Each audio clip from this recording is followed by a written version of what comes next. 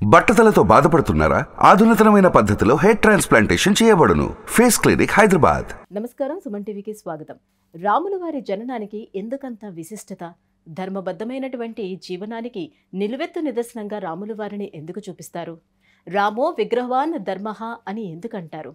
రాముల వారి గొప్పతనం గురించి తెలియజేసేందుకు మనతో పాటు ఉన్నారు ప్రముఖ జ్యోతిష్య పండితులు బ్రహ్మశ్రీ నందిపట్ల శ్రీహరి శర్మ గారు. గురుగారు నమస్కారం అండి. వాగర్థావివ సంపృక్తౌ వాగర్థ ప్రతిపత్తయే జగతః పితరౌ వందే పార్వతీ పరమేశ్వరౌ. సదాశివసమారంభాం శంకరాచార్య మధ్యమాం అస్మదాచార్య పర్యంతం వందే గురుపరంపరాం. ఆదిత్యాయ చ సోమాయ మంగళాయ బుధాయ చ గురుశుక్ర శనిభ్యశ్చ రాహవే కేతవే నమః. గురుగారు, రాముడి యొక్క పేరును తలుచుకుంటే చాలు మనసంతా కూడా పులికించిపోతూ ఉంటుంది. అటువంటి రాముడి యొక్క గొప్పతనం గురించి ఈ శ్రీరామనవమి సందర్భంగా మా అందరికీ తెలియజేస్తారా? శ్రీరాముడు ఈ పేరు వింటేనే యావత్ సనాతన ధర్మం అంతా కూడాను పులకించిపోతుంది. ఒక తండ్రి అనుకుంటాడు, నాకు రాముడు లాంటి కొడుకు కావాలి అని. ఒక అమ్మాయి అనుకుంటుంది, రాముడు లాంటి ఏకపత్నీవ్రతుడైనటువంటి భర్త లభించాలి అని చెప్పి. ఒక సంతానం కూడా అనుకుంటుంది, నాకు రాముడు లాంటి తండ్రి కావాలని. ప్రజలందరూ కూడా రాముడి పాలనలా ఉండాలని చెప్పి కోరుకున్నటువంటిది. అందుకనే ఇప్పటికీ కూడా ఎవరైనా గొప్పగా పరిపాలిస్తే రామరాజ్యంలా పరిపాలించారు అని అంటుంటారు. వీడండి తండ్రికి తగ్గ తనయుడు, తండ్రికి తగ్గ కొడుకు అని చెప్పి గొప్పగా చెప్పుకుంటారు. రాముడు అంతటి వాడని చెప్పుకుంటుంటారు. ఇదంతటికీ కారణం ఏంటంటే ఆ రాముల వారి యొక్క దివ్య చరిత్రము. ఒక వ్యక్తి యొక్క విశిష్టత, ఒక వ్యక్తి యొక్క గుణగణాలు, అలాగే ఒక వ్యక్తి యొక్క జీవిత చరిత్ర గురించి తెలుసుకోవాలి అనుకున్నప్పుడు మనకు ప్రధానంగా కావాల్సినటువంటిది జాతక విశ్లేషణలో భాగంగా తెలుస్తుంది. ఆ జాతకం అన్నప్పుడు ఆ వ్యక్తి యొక్క పుట్టినటువంటి సమయం నుంచి ఉన్నటువంటి గ్రహాల యొక్క స్థితిగతులను బట్టి మనకు తెలుస్తుంది. 5000 సంవత్సరాల క్రితం మనకు ఈ జరిగినటువంటి రాముని గాథలో మనకు వాల్మీకి వారు మనకు ఈ బాలరామాయణంలోనే మనకు అందించడం జరిగింది. రాముల వారు పుట్టినటువంటి సందర్భంలో ఉన్నటువంటి గ్రహాల యొక్క స్థితిగతులను బట్టి చెప్పడం జరిగింది. ఏమని? కర్కాటక లగ్నం, పునరుసు నక్షత్రం 4వ పాదంలో జన్మించినటువంటి వాడు రాముడు. అలాగే గురువు కూడా ఉచ్చస్థితి, శని ఉచ్చస్థితి, రాహువు కేతువు ధనస్సు మీనంలో, కుజుడు ఉచ్చస్థితి, శుక్రుడు ఉచ్చస్థితి, రవి ఉచ్చస్థితి. అంటే పుట్టినటువంటి సమయానికి కేవలం 6 గ్రహాల యొక్క స్థితిగతులను మాత్రమే వాల్మీకి రామాయణంలో తెలుపబడింది. అంటే 5 గ్రహాలు ఉచ్చస్థితిలో ఉండగా పునరుసు నక్షత్రంలో జన్మించడం జరిగిందని చెప్పారు. కాబట్టి ఏవో 5 గ్రహాలు? గురువు, శని, కుజుడు, శుక్రుడు, రవి, 5 గ్రహాలు ఉచ్చస్థితి. ఇక చంద్రుడి స్థితి ఎలాగో తెలుస్తుంది. మిగతా 3 గ్రహాల యొక్క స్థితిగతులను మాత్రం మనకు అందులో చెప్పబడలేదు. కాకపోతే రాములు వారి యొక్క గాథని, వారి యొక్క సంబంధించినటువంటి చరిత్ర అంతా చూసిన తర్వాత బుధుడు ఇక్కడ లాభస్థానంలో కానీ లేదా నవమ స్థానంలో కానీ స్థితి పొంది ఉండాలి. ఎందుకంటే రవితో పాటు ఎప్పుడూ బుధుడు ఉంటాడు. రవితో కలిసన్నా ఉంటాడు, రవి వెనకాలైనా ఉంటాడు, లేదా రవి తర్వాతనైనా కొన్ని సందర్భాల్లో ఉంటాడు. కాబట్టి ఇక కేతువు, రాహు, ఈ రాహు కేతుల యొక్క స్థితిగతులను కూడా వారి యొక్క దివ్య చరిత్రను బట్టి మనం అర్థం చేసుకోవాల్సినటువంటిది. ఇక గమనించుకున్నట్లయితే పునరుసు నక్షత్రం 4వ పాదంలో జన్మించారు. అంటే పుత్రకామేష్టి యాగము చేసిన తరువాత దశరథుడికి సంవత్సర కాలానికి కాను వీరి యొక్క బీజము పడలేదు. కాబట్టి పునరుసు నక్షత్రం అదితి నక్షత్రం, అధిపతి అదితి అంటే దేవగణానికి సంబంధించినటువంటిది. పునరుసు నక్షత్రం 4వ పాదంలో జన్మించినటువంటి రాముల వారికి గమనించుకున్నట్లయితే 4 సంవత్సరాలు గురు మహాదశ బ్యాలెన్స్ ఉంటుంది. తర్వాత వచ్చిందంతా కూడాను శని మహాదశ. గురుగారు, రాముడు సాక్షాత్తు మనకి శ్రీ మహావిష్ణువు యొక్క స్వరూపమే. అటువంటి రాముడు జన్మించినటువంటి పునర్వసు నక్షత్రంలో ఎవరైనా పుడితే వాళ్ళకి సమస్యలు ఉంటాయి అని అంటూ ఉంటారు. ఇది నిజమే అంటారా? దశరథుల వారికి రాముడి జననము పుత్రకామేష్టి యాగం జరిగిన సంవత్సరం తర్వాత జన్మించడం జరిగింది. ఆ సమయానికి ఉన్నటువంటి గ్రహస్థితుల ప్రకారము రాముల వారు పునరుసు నక్షత్రం 4వ పాదంలో జన్మించడం. పునరుసు నక్షత్రానికి అదితి దేవత అధిపతిగా ఉంటుంది. కాబట్టి 4 సంవత్సరాలు బ్యాలెన్స్. తదుపరి ఉన్నటువంటిదంతా కూడాను శని మహాదశ. ఇక తర్వాత ఈ శని మహాదశలోనే రాముల వారు సంబంధించినటువంటిది పూర్తిగా అస్త్రశస్త్ర విద్యా పారంగుతుడైవ్వడం, బాల్యం నుంచి యవ్వనం వరకు ఇవన్నీ కూడా జరిగిపోయాయి. ఈ శని మహాదశలోనే వివాహం కూడా జరిగింది. ఇక ఇక్కడ ప్రధానంగా గమనించుకోవాల్సిన అంశము లగ్నంలో గురువు, చంద్రుడు. లగ్నాధిపతి లగ్నంలోనే ఉండడం ఒక గొప్ప యోగం అండి. ఎందుకనంటే ఒక వ్యక్తి యొక్క ధీరోదాత్తత అన్నీ కూడాను, ఈ యొక్క లక్షణాలన్నీ కూడాను లగ్నమే బలమైనప్పుడు, లగ్నాధిపతి కూడా లగ్నంనే ఉంటే చాలా బలవంతమైనటువంటి యోగదాయకంగా జాతక శాస్త్రం ప్రకారం చెప్పబడుతుంది. ఇక జాతక శాస్త్రంలో ప్రధానంగా మనం గమనించుకోవాల్సింది పంచమహాపురుష యోగాలు. ఈ పంచమహాపురుష యోగాలకు తోడు కూడా ఇక గురువు కూడాను స్థితి పొంది ఉండడం, గజకేసరి యోగము, అమల యోగము, విమల యోగము, అలాగే ఈ సంబంధించినటువంటి శశయోగము, రుచక యోగము, ఇలా 5 రకాలైనటువంటి యోగాలన్నీ కూడాను వీరికి సంబంధించినటువంటి జాతకంలో ప్రస్ఫుటమవుతున్నాయి. ఇక లగ్నంలో ఉన్నటువంటి గురువును చూసుకున్నట్లయితే లగ్నంలో ఉన్నటువంటి గురువు షష్టమాధిపతి, నవమాధిపతి. సహజంగానే గురువు తెలివితేటలకి, జ్ఞానానికి కారకుడు. అలాగే జ్ఞాన సముపార్జనకి స్థానమైనటువంటి నవమాధిపతి అయినటువంటి గురువు లగ్నంలోనే ఉండడం గొప్ప జ్ఞానవంతుడు అని చెప్పవచ్చు. అలాగే లగ్నాధిపతి మరియు గురువు చంద్రులు కలిసి ఉండడం గజకేసరి యోగం. గజకేసరి యోగం అంటే ఇక్కడ మనం చెప్పుకోవాల్సినటువంటిది గజము అంటే ఏనుగు, అంటే అడవిలలో ఉన్నటువంటి జంతువులకెల్లా మహాబలశాలి ఏనుగు. అలాగే సింహంలా గర్జించడం, పరాక్రమాన్ని చూపడం అనేటువంటిది అవసర సమయంలో కేసరి అనగా సింహాన్ని సూచిస్తుంది. కాబట్టి గొప్ప పరాక్రమవంతుడు. అలాగే సందర్భం ఉన్నప్పుడు తన యొక్క ధీరోదాత్తమైనటువంటి చర్యలతో శత్రువుల్ని మట్టుబెట్టేటువంటి పరిస్థితి అని చెప్పవచ్చు. ఇక షష్టమాధిపతి, ముఖ్యంగా ఈ షష్టమాధిపతి కూడా గురువుకి రావడం ఈ చేత లగ్నంలోనే ఉండడం చేత వీరికి విరివిగా శత్రువులు ఉంటారు అని చెప్పి మనకు చెప్పబడుతుంది. అటువంటి శత్రువులు కూడా అంతే బలశాలులైనటువంటి శత్రువులు, అనగా రాముడితో సమానమైనటువంటి శత్రువులని చెప్పవచ్చు. అందుకని మీరు గమనించుకుంటే రావణాసుడి యొక్క జాతకాన్ని కూడా చూసుకున్నట్లయితే రావణాసుడు కూడా ఇంచుమించు రావణాసుడి జాతకంలో కూడా 5 గ్రహాలు ఉచ్చస్థితిలో ఉన్నాయి. కాకపోతే కొన్ని గ్రహాల యొక్క స్థితిగతుల మార్పు వలన రాముడి కంటే కాస్త తక్కువైనటువంటి జాతకంగా చెప్పవచ్చు. గమనించుకున్నట్లయితే రావణాసుడి జాతకంలో కూడా లగ్నంలో రవి, బుధుడు, అలాగే కుజుడు ఉచ్చస్థితి, శుక్రుడు ఉచ్చస్థితి, గురువు చంద్రులు కలిసి ఉండడం. కాకపోతే లగ్నాత్తు సప్తమంలో శని వక్రీకరించి ఉండడం, అలాగే ఇక్కడ రాహుకేతుల యొక్క ప్లేస్మెంట్స్ చేరిపోయాయి. రాహు మిథునంలో, కేతువు ధనుస్సులో.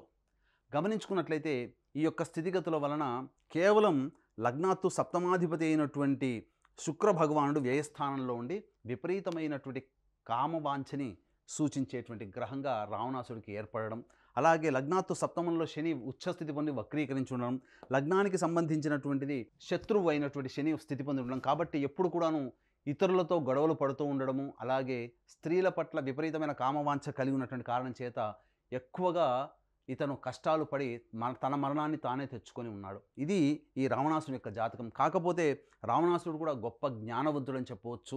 ఎందుకంటే గ్రహాల యొక్క స్థితిగతులను బట్టి గొప్ప జ్యోతిష్య శాస్త్రవేత్త, సకల కళా కోవిదుడు, అన్ని రంగాలలో రాజనీతిలో అన్నిట్లో కూడాను ప్రజల్ని కూడా చాలా కన్నబిడ్డలుగా చూసుకున్నటువంటి వాడు. కాకపోతే మహాయోగ పురుషుడు, భోగ పురుషుడు అని చెప్పొచ్చు. ఎందుకంటే శుక్రుడు ఉచ్చస్థితిలో వ్యయస్థానంలో ఉండడం చేత రాముల వారి కంటే కూడా రావణాసురుడు పట్టిందల్లా బంగారం అయ్యేటట్టుగా, అలాగే అన్ని రకాలుగా సుఖభోగాలు అనుభవించాడు. కానీ రాముల వారి జాతకం చూసుకుంటే ఇక్కడ గమనించుకున్నట్లయితే షష్టమాధిపతి, శత్రుస్థానాధిపతి అయినటువంటి గురువు లగ్నంలోనే ఉండడం, శత్రుస్థానంలో రాహు ఉండడం, అలాగే ఇక్కడ కుజుడు లగ్నాన్ని వీక్షించడం. ఈ కారణం చేత అతని యొక్క ఆయుధము ధనుస్సు అయింది. ఎందుకనంటే ధనుస్సు రాశి అధిపతి అయినట్టుగా యుద్ధానికి ప్రతీక అయినటువంటి షష్టమ స్థానాధిపతి లగ్నంలో ఉండడం ఈ కారణం చేత ధనుస్సు ఆయుధంగా పట్టి మనకు ఎల్లవేళలా అలాగే కనిపిస్తుంటాడు. అందుకని మీరు గమనించుకున్నట్లయితే రాముల వారిని చూసుకుంటే ఎల్లప్పుడూ ధనుర్ధారి అయి ఉన్న చిత్రపటములే మనకు ఉంటాయి తప్ప కృష్ణుడు, రాధ, కృష్ణుడు అలాగే సత్యభామలాగా ఉన్నట్టుగా కనిపించవు. కారణం ఏంటంటే ధనుర్ధారి అయినటువంటి రావణుడు, ఎందుకంటే ఎప్పుడూ ధనుస్సుని పట్టుకుంటాడంతే, శత్రువుల్ని చీల్చి చెందడానికి ప్రతీక అయినటువంటి విధంగా ధనుస్సుని ధరించి ఉంటాడు. ఇక ఈ రాముల వారి జాతకంలో గమనించుకున్నట్లయితే ప్రధానంగా బాల్యంలో ఎక్కువగా బయటికి వెళ్ళి విద్యను అభ్యసించడం, అలాగే బయట ఉన్నటువంటి దుష్ట శిక్షణ చేసి రావడం అనేటువంటిది శని మహాదశలో జరిగింది. ఇక్కడ గమనించుకున్నట్లయితే చతుర్థ స్థానము, తల్లి స్థానము, అలాగే విద్యాస్థానము, ఇక్కడ సప్తమ అష్టమాధిపతి అయినటువంటి శని చతుర్థ స్థానంలో ఉచ్చస్థితి పొంది ఉండడం, అలాగే చతుర్థాధిపతి అయినటువంటి శుక్రుడు భాగ్యస్థానంలో ఉచ్చస్థితి పొంది ఉండడం. ఈ కారణం చేత ప్రధానంగా శని మహాదశలో తన గృహం నుంచి బయటికి వెళ్ళడం జరిగింది. చిన్నతనంలోనే వెళ్ళి జ్ఞాన సముపార్జన, విద్యా సముపార్జన చేసి తిరిగి ఆ విద్యా సముపార్జన చేసి దుష్ట శిక్షణ చేసి వస్తున్నటువంటి క్రమంలోనే వివాహం కూడా శని మహాదశలోనే జరిగింది. కాబట్టి ఇక్కడ గమనించుకోవాల్సినటువంటి అంశం ఏంటంటే ఈ శని మహాదశలో ప్రధానంగా ఈ వివాహం కూడా జరిగిపోవడం ఒక గొప్ప యోగంగా చెప్పవచ్చు. అయితే వీరి వివాహ స్థానానికంటే ముందు తల్లి స్థానంలో ఉన్నటువంటి చిన్నపాటి దోషం. ఎందుకనంటే ఇక్కడ ప్రధానంగా ఈ సంబంధించినటువంటి తల్లి ఈ యొక్క అనగా కౌసల్యాదేవి జన్మనిచ్చిన కైకేయి చాలా గొప్పగా ప్రేమగా పెంచింది. కానీ తల్లియే కారణమైంది వనవాసాలకు వెళ్ళడానికి. ఇక్కడ కారణం ఏంటంటే వివాహము అయిన తరువాత సంబంధించి చూసుకున్నట్లయితే మాతృస్థానంలో అష్టమాధిపతి అయినటువంటి శని భగవానుడు ఉండడం, అలాగే మాతృస్థానాధిపతి శత్రుక్షేత్రంలో స్థితి పొంది ఉండడం, ఉచ్చ స్థితి పొంది ఉండడం. ఈ కారణం చేత తన తల్లికి ఇచ్చినటువంటి మాట ప్రకారమే, తల్లి ద్వారా నోట వచ్చినటువంటి మాట ప్రకారమే అతను వనవాసానికి వెళ్ళాల్సినటువంటి భార్య సోదర సమేతంగా వనవాసాలకు వెళ్ళాల్సినటువంటి పరిస్థితి అని చెప్పవచ్చు. ఇక గమనించుకున్నట్లయితే తృతీయాధిపతి అయినటువంటి బుధుడు లాభస్థానంలో స్థితి పొంది ఉండడం, ఇది విశేషించి సోదరులకి ఈ రాముడు అంటే చాలా విపరీతమైనటువంటి వల్లమాలిన ప్రేమ అని చెప్పవచ్చు. అందుకనే లక్ష్మణుడు కూడా అంటిపెట్టుకొని ఈ యొక్క రాముల వారితో ఉండడం జరిగింది. ఇక ప్రధానంగా వీరి జీవితంలో, రాముల వారి జీవితంలో సీత అమ్మవారు చాలా గొప్ప పాత్ర పోషించిందని చెప్పవచ్చు. అంటే ఇక్కడ గమనించుకున్నట్లయితే లగ్నాత్తు సప్తమ స్థానంలో కుజుడు ఉచ్చస్థితి పొంది ఉండడం, ఈ కారణం చేత ఒక రకంగా జాతకశాస్త్ర ప్రకారం మనకు చెప్పదలిచినటువంటిది ఏంటంటే లగ్నాత్తు వివాహ స్థానంలో కుజుడు కనుక ఉన్నట్లయితే ఎడబాటుని సూచిస్తాడు. ఎందుకంటే పాపగ్రహమైనటువంటి కుజుడు భాగస్వామ్య స్థానంలో ఉండడం ఎడబాటుని సూచిస్తాడు. ఈ ఎడబాటు కారణం కూడా ఒక లోకోత్తరణకే అని చెప్పి మనం చెప్పుకోవాలి. అయితే సీతా అమ్మవారు కూడా అంత గొప్ప శక్తివంతురాలు ఎందుకనంటే సీతా అమ్మవారిని వరించింది ధనుర్భంగాన్ని చేయడం ద్వారా, అనగా శివధనుస్సుని విరవడం ద్వారా. అంటే సీతమ్మవారి తండ్రి జనకుల వారు ఒక సందర్భంలో చూశారు, శివధనుస్సుని అవలీలగా ఎత్తిన తర్వాత నా కూతురంతటి పరాక్రమంతో సమానమైనటువంటి వాడితో వివాహం జరిపించాలని చెప్పి శివధనుస్సుని విరిచినటువంటి వ్యక్తిచే ఈ యొక్క అమ్మాయిని వివాహం చేస్తానని చెప్పి రాయబారాన్ని పంపడం, ఈ విధంగా స్వయంవరం ప్రకటించడం. ఆ విధంగా రాముల వారు విశ్వామిత్రుల వారితో సహా వెళ్ళి ఈ విధంగా అమ్మవారిని చేపట్టడం జరిగింది. దీనికి కారణము సప్తమాధిపతి అయినటువంటి శని ఉచ్చస్థితిలో ఉండడం, శని ఉన్నటువంటి రాష్ట్రాధిపతి అయినటువంటి శుక్రుడు భాగ్యస్థానంలో ఉచ్చస్థితి పొంది ఉండడం, ఈ కారణం చేత సీతమ్మవారు కూడా సమానమైనటువంటి శక్తివంతురాలు అని చెప్పడం జరిగింది. అయితే ఇక్కడ ప్రధానంగా గమనించాల్సినటువంటి అంశం ఏంటంటే కుటుంబాధిపతి అయినటువంటి రవి చక్కగా ఉచ్చస్థితిలో ఉండడం, ఈ రవి దశమ స్థానంలో ఉండడం పరాక్రమాన్ని దశ దిశలా వ్యాప్తింపజేయడం అనేటువంటిది జరుగుతుంది. అయితే ఇక్కడ ఓవరాల్గా గమనించుకున్నట్లయితే బుధ మహర్దశ రాగానే వీరు ఉన్నటువంటి గ్రామం నుంచి అనగా రాజ్యం నుంచి బయటికి వెళ్ళాల్సినటువంటి పరిస్థితి. దేనికి అధిపతి? లగ్నాత్తు తృతీయ వ్యయాధిపతి అయినటువంటి బుధుని యొక్క దశ ప్రారంభమైంది. మొట్టమొదట పుట్టడంతోనే 4 సంవత్సరాలు గురు మహాదశ, 19 సంవత్సరాలు శని మహాదశ, శని మహాదశ అయిపోగానే బుధ మహర్దశ ప్రారంభమైంది. అనగా చూసుకున్నట్లయితే 19 + 4 23, 23 సంవత్సరాలలో తర్వాత భార్యతో సహా అనగా వివాహమైంది 23 సంవత్సరాల లోపలనే వివాహం అయిపోయింది రాముల వారికి. ఎందుకనంటే సప్తమాధిపతి వివాహ స్థానాధిపతి దశలోనే వివాహం జరిగింది. కానీ వివాహం జరిగిన తర్వాత మనం సినిమాలో చూస్తే నాటకీయంగా వెంబడి వెళ్ళిపోయారని అంటారు. కానీ వివాహం జరిగిన తర్వాత కూడా కొంతకాలం సంసారం చేశారు. అయితే ఇక్కడ వివాహం జరిగిన తర్వాత వనవాసానికి వెళ్ళేటువంటి సమయంలో అమ్మవారు చెప్పింది, వనవాసానికి వెళ్ళే సమయంలో మమ భర్తృ వర్షాత్ 25 మమ వర్ష 28 అని చెప్పింది. అంటే ఏంటి? వనవాసానికి వెళ్ళేటువంటి సమయంలో నా భర్త వయస్సు 25 సంవత్సరాలు, నా వయస్సు 18 సంవత్సరాలు అని చెప్పి అమ్మవారు చెప్పింది. కానీ చాలామందికి ఈ రోజుల్లో ఉన్నటువంటిది ఏంటంటే రాముల వారి కంటే సీత అమ్మవారు పెద్దదేమో అని చెప్పి ఒక నానుడు కూడా ఉంది. తప్పండి. రాముల వారు వనవాసానికి వెళ్ళే సమయంలో రాముల వారికి 25 సంవత్సరాలు ఉన్నాయి. ఆ సమయానికి అమ్మవారికి వివాహమై అమ్మవారికి వనవాసానికి వెళ్ళే సమయంలో 18 సంవత్సరాలు ఉన్నాయి. కాబట్టి బుధ మహర్దశలో వీరు వనవాసానికి వెళ్ళడం, ఈ బుధ మహర్దశలోనే సంహరించి రావడం, ఎవరిని? రావణాసుర సంహారం కూడా జరిగి ఈ యొక్క భూలోకాన్ని రక్షించడం జరిగింది. అయితే విచిత్రంగా చూసుకున్నట్లయితే రాముల వారి జాతకంలో పితృదోషము కూడా ఉంది. అందుకనే ఈ పితృశాప ప్రభావమే రాముల వారి జాతకాన్ని వెన్నంటింది. కాబట్టే వనవాసానికి వెళ్ళిన తరువాత రాముల వారి జాతకంలో బుధ మహాదశలో రవి అంతర్దశలో ఉన్నప్పుడు అప్పుడు తండ్రి మారకం జరిగింది. తండ్రి మారకం జరిగిన తర్వాత కన్న తండ్రి యొక్క దగ్గరుండి ఉత్తర క్రియలు చేయలేకపోయారు. అనగా తండ్రి యొక్క ఉత్తర క్రియలు చేయలేకపోవడం అనేటువంటిది చాలా దురదృష్టకరం. పెద్ద కొడుకు బ్రతికుండగా. అలాగే తండ్రి కూడా మరణించడం జరిగింది. ఎందుకు ఈ పితృదోషం అని అన్నానంటే ఈ పితృదోషం ఉన్నటువంటి లక్షణాలు కలిగినటువంటి వ్యక్తుల జాతకాల్లో తల్లికి తండ్రికి ఎడబాటు ఎప్పుడూ ఉంటుంది ఈ యొక్క సందర్భంలో. కాబట్టి తల్లిదండ్రుల ఎడబాటుని ఈ రాముల వారు పొందారు. సంతానాన్ని కూడా తన కడుపున పుట్టినటువంటి సంతానాన్ని కూడా వృద్ధిలోకి వచ్చి గొప్ప పరాక్రమవంతులైన తర్వాత చూసుకోగలిగాడు. ఒకసారి మనం రామాయణాన్ని గమనించుకున్నట్లయితే ఉత్తర రామాయణంలో మనకు తెలియజేస్తుంది, అమ్మవారు గర్భవతి ఉండగానే అడవులకు వెళ్ళడం జరిగింది. ఆ తదనంతరం సంతానాన్ని కనడం, ఆ సంతానాన్ని పెంచి పరాక్రమవంతులను చేసి యువకులైన తర్వాత రాముల వారికి అప్పగించడం జరిగింది. కాబట్టి తన తండ్రి ప్రేమను నోచుకోలేదు, అలాగే తన కడుపున పుట్టినటువంటి సంతానాన్ని కూడా చూసుకోలేకపోవడం అనేది ఇది పితృదోషము, పితృశాప ప్రభావం వల్ల ఏర్పడుతుంది. అందుకనే వీక్షించేటువంటి ప్రేక్షకుల్లో తండ్రి వైపు 7 తరాలు, తల్లి వైపు 4 తరాల్లో ఏవైనా దుర్మరణాలు అనగా road accident, fire accident, suicide attempt, నదిలో బావిలో పడి చనిపోవడం, ఇంట్లోంచి వెళ్ళిపోవడం, లివర్ ఫెయిల్, కిడ్నీ ఫెయిల్, క్యాన్సర్తో చనిపోవడం, 60 సంవత్సరాల లోపల ఏ విధంగా చనిపోయినా ఇవన్నీ కూడా మీ కుటుంబంలో కులాంతర మతాంతర వివాహాలు జరిగినా ఇవన్నీ కూడా పితృదోషాలు, పితృశాపాలు అని అంటారు. పెళ్లి కాకుండా ఇబ్బందులు పడుతున్నా, అలాగే సంతానం కలగకున్నా, దాంపత్య సమస్యలు ఎక్కువగా ఉన్నా ఇవన్నీ పితృశాపాలుగా చెప్పబడతాయి. ఇటు పితృదోష నివారణకి మా పీఠం ఆధ్వర్యంలో ప్రతి నెల పితృదోష నివారణ పూజలు, హోమాలు అనేటివి జరిపించడం జరుగుతుంది. కాబట్టి అవకాశం ఉన్నాడు ఈ యొక్క పితృదోష నివారణ కార్యక్రమం తదనంతరం కాంటాక్ట్ చేయవచ్చు. ఇక గమనించుకున్నట్లయితే ప్రధానంగా పితృదోషము, ఇక ఈ పితృదోషము గడిచిన తర్వాత వీరి జాతకంలో రావణాసుర సంహారం అనేటువంటి, శత్రు సంహారం అనేటువంటిది జరిగింది. ఇక్కడ ప్రధానంగా వీరి జాతకాన్ని ఇంకా లోతుగా గనక పరిశీలన చేసినట్లయితే రాహుకేతువులు లగ్నాత్తు షష్టమంలో రాహువు శత్రుంజయుడు అని అంటారు. ఎవరి జాతకంలోనైనా కానీ రాహువు ఉచ్చస్థితి స్వక్షేత్ర స్థితి పొంది ఉండి 6వ స్థానంలో గనక రాహువు గనక స్థితి పొంది ఉంటే అతని ముందు ఎవ్వరు కూడా శత్రువులను నిలవలేరు. అందుకనే రాముడి జాతకంలో కూడా షష్టాత్తు రాహువు కూడా 6వ స్థానంలో ఉండడం. ఇక ఒకే ఒక ఈక్వేషన్తో మీకు తెలియచేస్తాను. కేతు మహాదశలో మంచి యోగాన్ని పొందాడు. ఏమిటి జాతకరీత్యా గమనించుకున్నట్లయితే రాజ్యాన్ని పరిపాలించడం జరిగింది కేతు మహాదశ అంతా కూడా. మళ్ళీ ఈ సంబంధించినటువంటి శుక్ర మహాదశ రాగానే భార్యా వియోగం జరిగింది. అందుకనే అడవులకు పంపించడం జరిగింది. రావణాసుర సంహారం తర్వాత బుధ మహర్దశలో రావణాసుర సంహారమైంది. కేతు మహాదశలో యోగాన్ని పొందాడు. ఎందుకనంటే ఒకటేనండి, జన్మించిన లగ్నానికి ఎవరి జాతకంలోనైనా గురుపాలితం శనిపాలితం ఉంటుంది.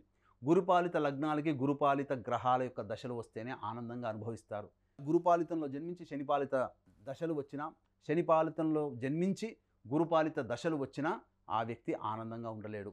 రాముల వారి జాతకరీత్యా చూసినట్లయితే సంపూర్ణంగా గురుపాలిత లగ్నంలో పుట్టినటువంటి వ్యక్తి కాబట్టి గురుపాలిత లగ్నంలో ఉన్నటువంటి గ్రహము యొక్క దశతో ప్రారంభమైంది. కానీ శని మహాదశ, బుధ మహాదశ గురుపాలిత లగ్నముతో కాదు, శనిపాలిత లగ్నంలో ఉన్నటువంటి కాబట్టి ఈ శని మహాదశ, బుధ మహర్దశ చాలా కష్టాలు అనుభవించి వచ్చాడు. అందుకనే దేశం కోసం, రాజ్యం కోసం, ప్రపంచం కోసం తపన పడి ఆ దుష్ట శిక్షణ అంతా కూడా కష్టాలు పడుతూ దుష్ట శిక్షణ చేశాడు. ఎంత పరాక్రమం ఉంటే రావణాసుని సంహరించి రావాలండి, ఎంత సైన్యాన్ని వెంట పెట్టుకుని రావాలి, ఎంత రాజనీతి కావాలి, ఇవన్నీ కూడా రాజుగా జన్మించి అంత భోగముగా తిరగాల్సినటువంటి ఒక వ్యక్తి ధర్మం కోసం కట్టుబడి ఉండి వనవాసాలకి వెళ్ళిపోయి ఆ విధంగా చేయాల్సి వచ్చిందంటే ఎంతగా స్థితి ఉందో ఆలోచన చేయని. కేతు మహాదశలో యోగాన్ని పొందాడు. కానీ అదే శుక్రుడు మళ్ళీ ఇక్కడ యోగాన్ని కలగచేస్తున్న అట్టి శుక్రుడు స్థానంలో సప్తమాధిపతి ఉండడం, అలాగే సప్తమ స్థానంలో కుజుడు ఉండడం, దాంపత్య కారకుడైనటువంటి శుక్రుడు ఉచ్చస్థితిలో ఉండి రేవతి నక్షత్రంలో ఉన్నటువంటి కారణం చేత, వ్యయాధిపతి నక్షత్రంలో ఉన్న కారణం చేత శుక్రుని యొక్క దశలో వీరికి భార్యా వియోగం అంటే సీత అమ్మవారు అడవిలోకి వెళ్ళడం జరిగింది. ఈ శుక్ర మహాదశలో ఏకపత్ని వ్రతుడై వ్రతాన్ని ఆచరించాడు. ఈ తదనంతరం శుక్ర మహాదశ తర్వాత రవి యొక్క దశ ప్రారంభంలో తన యొక్క అవతార సమాప్తి అనేటువంటిది జరిగింది. కారణం ఏంటంటే మారకాధిపతి అయినటువంటి రవి ఉచ్చస్థితి పొంది ఉండడం, అలాగే మారక స్థానాధిపతి అయినటువంటి శని చేత వీక్షించబడడం, ఈ కారణం చేత వారికి రవి మహాదశలో మారకం జరిగింది అని చెప్పవచ్చు. కాబట్టి ఇంతటి గొప్పదైనటువంటి ఆ యొక్క శ్రీరాముల వారు ఈ యొక్క శ్రీరామ నవమి రోజున వారి జాతకాన్ని చూడడం కానీ, వారి జాతకం గురించి తెలుసుకోవడం కానీ, లేదా వారి గురించి వినడం కానీ చేసిన వారి యొక్క జీవితం ధన్యమని చెప్పవచ్చు. రాముల వారిని తరిస్తేనే మనకు కూడా రాముల వారు ఎన్ని కష్టాలు పడ్డారో అటువంటి కష్టాలన్నీ కూడాను రాముల వారి జాతకాన్ని చూసినంత మాత్రమే కష్టాలు దూరం అవుతాయని చెప్పడంలో ఏమాత్రం సందేహం లేదు. గురుగారు, శ్రీరామనవమి సందర్భంగా రాముల వారి యొక్క గొప్పతనం గురించి మా అందరికీ తెలియజేసినందుకు ధన్యవాదాలండి. సర్వం శ్రీ ఉమామహేశ్వర పరబ్రహ్మార్పణమస్తు. సుమన్ టీవీలో మీ పర్సనల్ అండ్ బిజినెస్ ప్రమోషన్స్ కోసం కింది నెంబర్కి కాంటాక్ట్ చేయండి.